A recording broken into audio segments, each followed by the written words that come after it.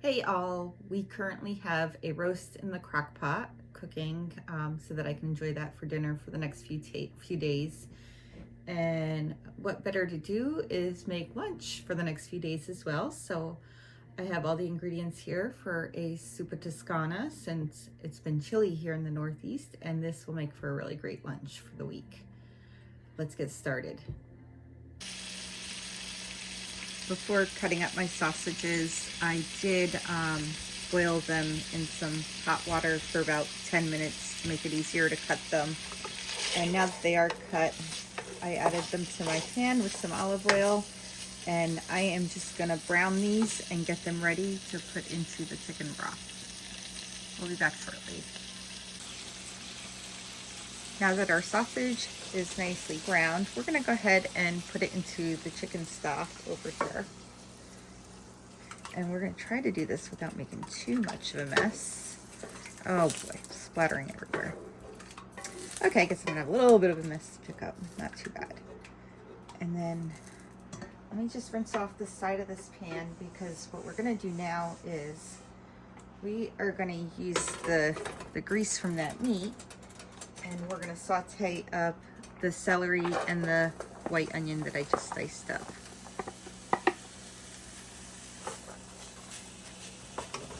So we'll give this a nice mix, kind of mix that together, and then we'll saute this, and we will be back in just a minute.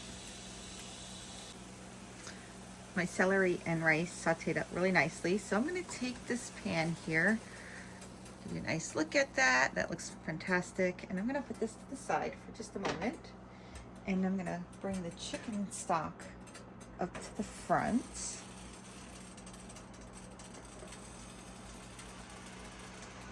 That nice little swirl. It looks a little bit red, but that is chicken stock. And we're gonna add in the sauteed onions and celery. Oh, and it looks red because the sausage is in there. That's why. Okay. So let this heat up for maybe about 15 or 20 minutes.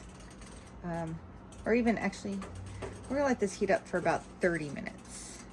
And while this is heating up, once it gets to a boil, then I'll reduce it to a medium heat, let it sit for 30 minutes. And while this is doing this, I'm gonna go peel and cut my potatoes to get them ready. My soup has been cooking for probably about a half hour now, and it looks really good and it smells good. So now it's time to come in and add those potatoes that you just cut up. And then what I will do is I will let this heat back up, and then I will let it cook for about 30 minutes. And during this time, I am gonna get my kale and my carrots ready. We'll see you soon. I wound up letting my soup sit for about 40 minutes and simmer, stirring occasionally. Now it's time to come in and add in the kale.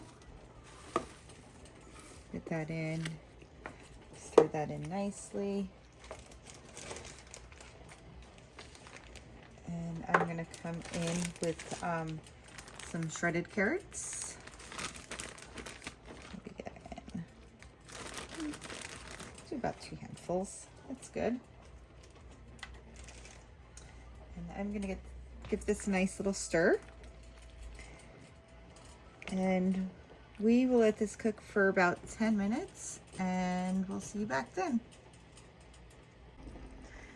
My soup cooked for about 10 minutes after I added the vegetables. And then I turned up the heat back to high, and it's time to come in with my heavy whipping cream. Just gonna, I think I put in about 3/4 of this.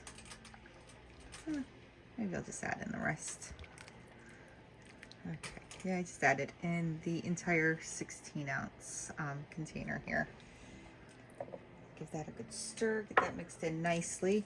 And now I'm gonna come in with some restaurant style black pepper. And sorry, I just hit the monopod. Give this a little shake. or 2 or 3 shakes. And we'll let this heat back up. Once it heats up, we'll cook it for about 5 more minutes, and we will see you then to take a look at the finished product. My Zuppa Toscana is now done, and it looks absolutely amazing. Look at all this stuff in here, the potatoes, the carrots, the kale, the sausage, and that is a spicy Italian sausage. So let's go serve this out and have a bite. This Zuppa Toscana looks amazing. It's now time to come in and add some shredded Parmesan cheese.